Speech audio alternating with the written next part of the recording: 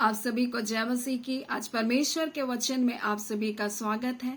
परमेश्वर पिता आज अपने वचनों के द्वारा आप सबको बहुत ऐसे आशीष को दे। पिता परमेश्वर अपने वचनों के द्वारा आपसे बोले और बातचीत करे। आज हम लोग सुखों के समय में सावधानी के बारे में सीखेंगे।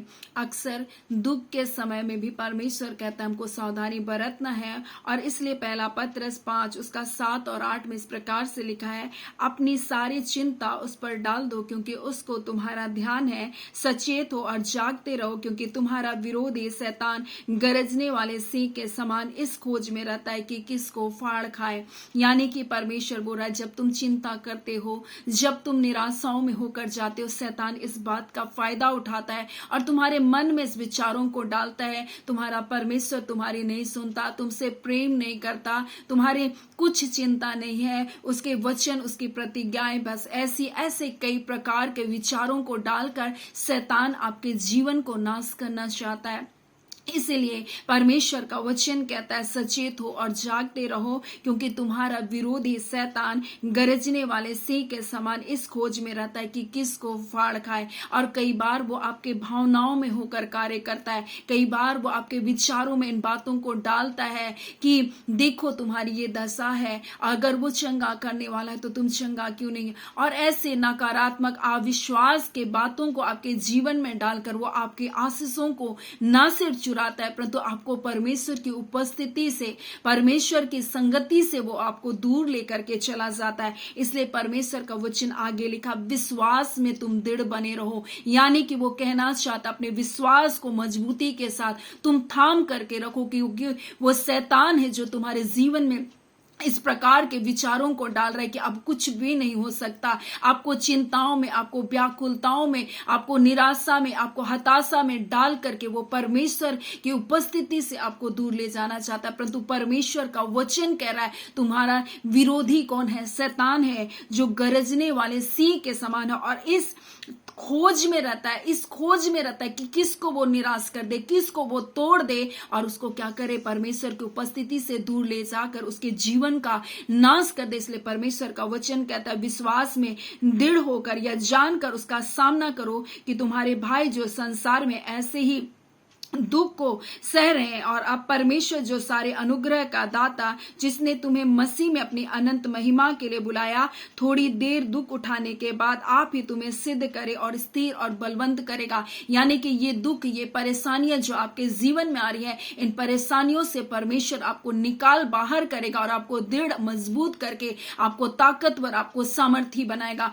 इसलिए ये परीक्षाएं, ये दुख, ये संकट जब आ रहा है, तब परमेश्वर कह रहा है कि तुम जागृत रहो, तुम जागते रहो, तुम सचेत रहो क्योंकि तुम्हारा विरोधी कौन है? शैतान है। परंतु सुख के समय भी कई बार शैतान हमारे जीवन में यही काम को करता है। और ऐसे ही परमेश्वर का वचन व्यवस्था विवरण में हमें इस प्रकार से मिलता है कि इसलिए सावधान रहना, कहीं ऐसा ना हो कि अपने परमेश्वर यहोवा को भूलकर उसकी जो जो आज्ञा, नियम और विधि में आज तुम्हें सुनाता उनको मानना छोड़ दे। ऐसा ना हो कि जब तू खाकर तृप्त हो और अच्छे अच्छे घर बनाकर उसमें रहने लगे और तेरे गाय बैल और भेड़ बकरियों की बढ़ती हो और तेरा सोना चांदी, तेरे सब प्रकार का धन बढ़ जाए, तो तेरा मन अहंकार सब में समा जाए और तू अपने परमेश्वर को भूल जाए जो तुझे गुलामी, दासत्व के घर से तुझको क्या क्या छुड़ा कर लाया। और परमेश्वर कहता है, कहीं ऐसा ना सोचने लगे कि यह सब संपत्ति, ये सब धन मुझको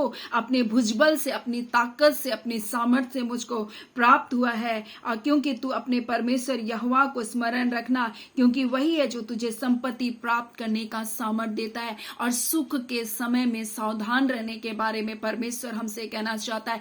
दुख के समय तो कई बार हम सचेत भी हो जाते हैं, हम प्रार्थना करने के लिए सचेत होते हैं, परमेश्वर को ढूंढने के लिए हम सचेत होते हैं, परंतु जैसे जैसे हमारे जीवन में संपन्नता, आशीष, भलाइयां, छुटकारा आता है, वैसे वैसे हम परमेश्वर से दूर होते जाते, क्योंकि हम आशीषों में इतना लिप्त हो जाते कि शैतान इन बातों का फायदा उठाकर हमारे जीवन में क्या करता है, कार्य करता है। और यही बात दाऊद के जीवन में हुआ, जो हमको मिलता है दूसरा सामुएल उसका 11 में इस प्रकार से लिखा हुआ है कि जिस समय राजा लोग युद्ध करने को निकल जाते थे, उस समय अर्थात वर्ष के आरंभ में दाऊद ने योआब और उसके संग अपने सेवक और समस्त इसराइलियों को भेजा और उन्हें अमोनियों का नाश करने के लिए भेजा, परंतु स्वयं यरूशलेम में रह गया। यानी परमेश्वर कहना चाहता है इस वचन के द्वारा, जब दाऊद को अमालेकियों का नाश करने के लिए परमेश्वर ने चुना था, परमेश्वर ने कहा था मैंने तुझे विशेष काम के लिए चुना है, वो अमालेकियों का नाश करने। और परमेश्वर जब उसके जीवन में बहुतायत की आशीष को दे चुका था, परमेश्वर ने उसके सारे हथियारों को, उसके रथ और घोड़ों को, उनकी सेनाओं की बहुतायत को दे दिया था। परमेश्वर ने जब उसको संपन्न कर दिया था, ये वो समय था वर्ष का आरंभ जब उसको युद्ध के मैदान में होना था, परंतु वो युद्ध के मैदान में ना जाकर अपने लोगों को भेजा, क्योंकि उसको भरोसा था कि इस युद्ध में मेरे लोग ही जय पा सके, मुझे जाने की जरूरत नहीं। कई बार हम आत्मिक युद्ध में हैं, चाहे हम सुख के समय में हो, चाहे हम दुख के समय में हो, लेकिन हमारा आत्मिक युद्ध चल रहा होता है और शैतान इस ताक में रहता है कि कब हमको गिरा दे, कब हमारे जीवन में। और दुखों के समय में तो कई बार शत्रु उतना कार्य नहीं कर सकता, परंतु सुखों के समय में कब वो दबे पांव हमारे जीवन में आ जाता है, कब गलत मित्रता में लेकर जाता है, कब गलत लोगों के साथ हमारे संबंधों को जोड़ देता है, कब हम धीरे धीरे संसारिकता की ओर चले जाते, हम संसार के चकाचौंध में चले जाते, हम संसार के मान और सम्मान के पीछे भागने लग जाते, हम कब परमेश्वर के उपस्थिति से, कब हम प्रार्थना से, कब हम उपवास से दूर चले जाते, हमको पता भी नहीं चलता। और ये वो समय था जब दाऊद पाप में गिर गया, और ये समय था जब उसको युद्ध में जाना था, परंतु वो क्या किया, यरूशलेम में रह गया। और यही वो समय था जब वो क्या करता है, संध्या के समय अपने छत में टहल रहा होता है, तब वो हित्ती उरिया की पत्नी को देख करके उसको क्या करता है, उसको देख करके वो क्या करता है, पसंद करता है और बोलता है कि ये किसकी पत्नी है, किसकी स्त्री है, किसकी बेटी है। ऐसा उसके बारे में वो क्या करता है, पूछताछ करता है। जब उसको पता चलता है, तब उसने हित्ती उरिया की पत्नी को अपने पास बुलाता है, उसके साथ व्यभिचार करता है। ये वो समय था जब उसको युद्ध के मैदान में जाना था, परंतु ये वो समय था जब वो आराम कर रहा है और वो पाप में गिर गया। और ना सिर्फ पाप में गिरा, परंतु उसने और गुनाह पर गुनाह करते गया। उसने ना सिर्फ हित्ती उरिया की पत्नी के साथ व्यभिचार किया, परंतु उसने हित्ती उरिया को क्या किया, युद्ध में ले जाकर उसको मरवा डाला।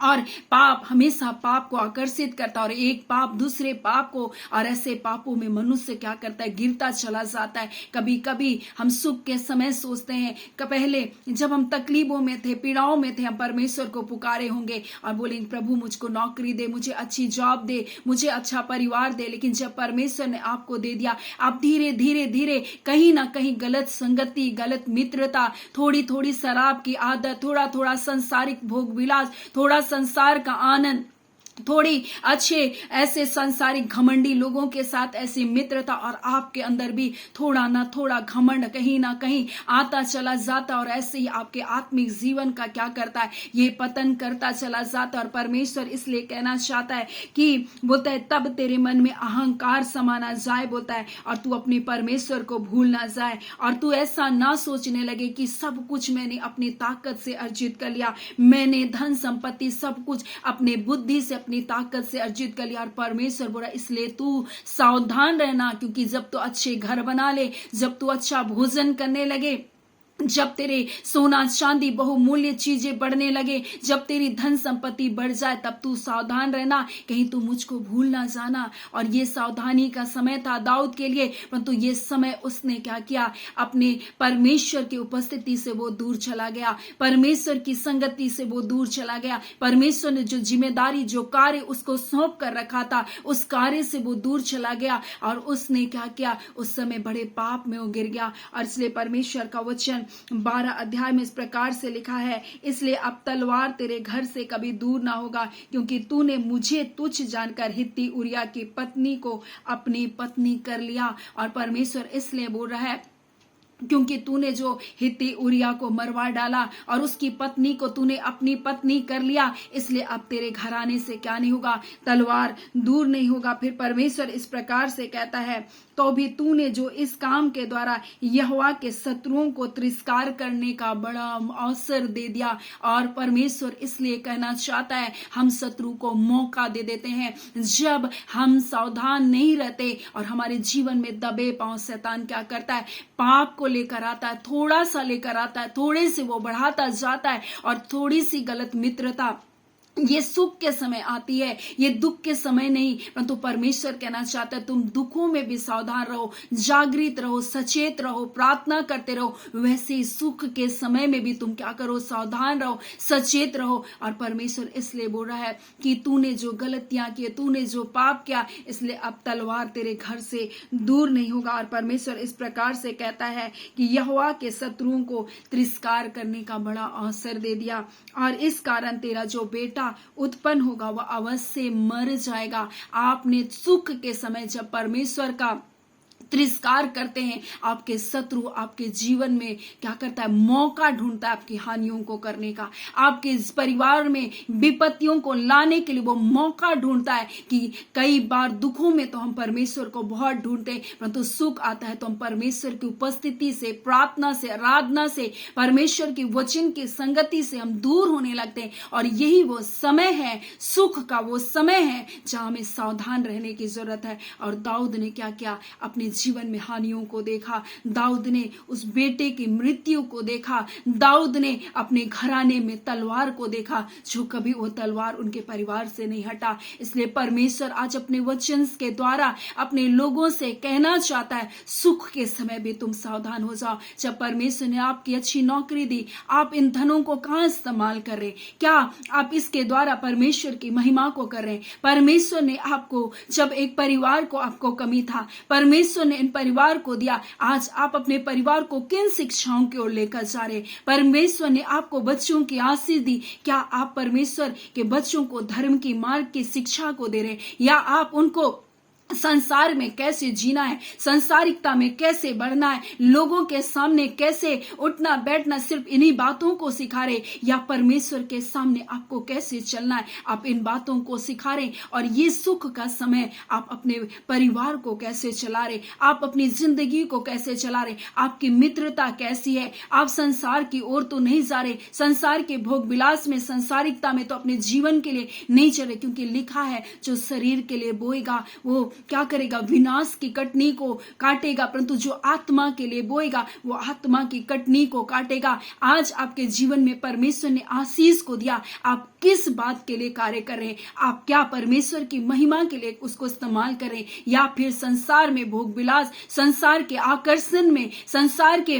मान सम्मान में उन बातों का इस्तेमाल करें? परमेश्वर आज आपके सामने इन प्रश्नों को आपके सामने रख रहा है। कहीं ऐसा ना हो कि आपके जागृत, आपके सावधान ना रहने से आपका शत्रु आपके जीवन में क्या करे, आपके जीवन का मौका पाकर आपके जीवन में प्रवेश करे और आपके जीवन का नाश कर डाले। इसलिए परमेश्वर का वचन कहता है, सचेत हो, जागृत रहो, क्योंकि तुम्हारा विरोधी शैतान गरजने वाले सिंह के समान इस खोज में रहता है कि किसको फाड़ खाए। और दाऊद ने मौका दे दिया शैतान को, दाऊद ने मौका दे दिया शैतान को उसके जीवन में काम करने का। इसलिए परमेश्वर हमसे कहना चाहता है, दुखों में तुम मुझे ढूंढो, जागृत रहो, सावधान रहो, उसी प्रकार सुखों में भी तुम क्या करो, सावधान रहो। सो परमेश्वर पिता इन वचनों के द्वारा आप सबको बहुत ऐसे आशीष को दे, आमीन। आइए हम प्रार्थना करेंगे। धन्यवाद देते जीवते सच्चे सामर्थ्य खुदावन परमेश्वर पिता, प्रभु यीशु के नाम से प्यारे पिता, हम आपके पास आते हैं खुदावन पिता, हम आपका धन्यवाद करते हैं आपके अद्भुत अलौकिक वचन के लिए खुदावन परमेश्वर पिता। कई बार हम दुखों में तो ढूंढते हैं, परंतु सुखों में खुदावन हम आपके प्रेम से, आपकी उपस्थिति से दूर होते चले जाते हैं। परंतु एक पिता, सावधानी के वचनों को आपने दिया, सचेत रहने के लिए, जागृत रहने के लिए अपने बच्चों के हिदायत को दिया। हम आपका धन्यवाद देते हैं, क्योंकि आप अपने बच्चों से प्रेम करते हैं। इसलिए खुदावन आप अपने बच्चों को पिता अपने वचनों के द्वारा प्रतिदिन पिता अपने बच्चों को सिखा रहे बता रहे खुदावन प्रभु, ताकि ऐसा ना हो कि आपका बेटा आए प्रभु और हम छूट जाएं। ऐ खुदावन परमेश्वर, इसलिए पवित्रताई में जीने के लिए प्रभु जी, धर्म के मार्ग में चलने के लिए खुदावन प्रभु जी, हाँ खुदावन परमेश्वर, सच्चाई के पथों पर चलने के लिए प्रभु जी, हर एक के जीवन को आप अगुवाई करना चाहते खुदावन, आपके बेटे यीशु के लिए तैयार करना चाहते खुदावन प्रभु जी। आप अपने बेटे के राज्य में प्रभु जी आप पिता अपने लोगों को लेकर जाना चाहते खुदा प्रभु। वो घर जो पिता चिरस्थायी घर है प्रभु जी, वो घर जो तुमसे कोई छीन नहीं सकता। हाँ खुदावन परमेश्वर पिता, और आप कहते प्रभु जी बहुत जल्द, हाँ खुदान बहुत जल्द आपका बेटा आने वाला है प्रभु जी। और अपने लोगों को कहना चाहते प्रभु, तुम संसार में घुल-मिल मत जाओ, संसार के अभिलाषाओं में अपने जीवन को मत जीना। हाँ खुदान, कहीं ऐसा ना हो कि जब वो आए और तुमको तैयार ना पाए। हाँ खुदावन परमेश्वर पिता, आज जितने लोग पिता वचनों को सुन रहे हैं, हर एक को तैयारी का मन को दे दीजिए खुदान प्रभु जी। ऐ पिता, जितने लोग रोग दुख बीमारी में प्रभु जी, नाना प्रकार के इन्फेक्शन है खुदान, कानों में परमेश्वर इन्फेक्शन है, यीशु के नाम से हील होने पाए, यीशु के नाम से चंगे किए जाए। इसी घड़ी आपकी चंगाई के सामत उनके कानों को छुए और इसी घड़ी वो चंगे किए जा रहे। आपका धन्यवाद।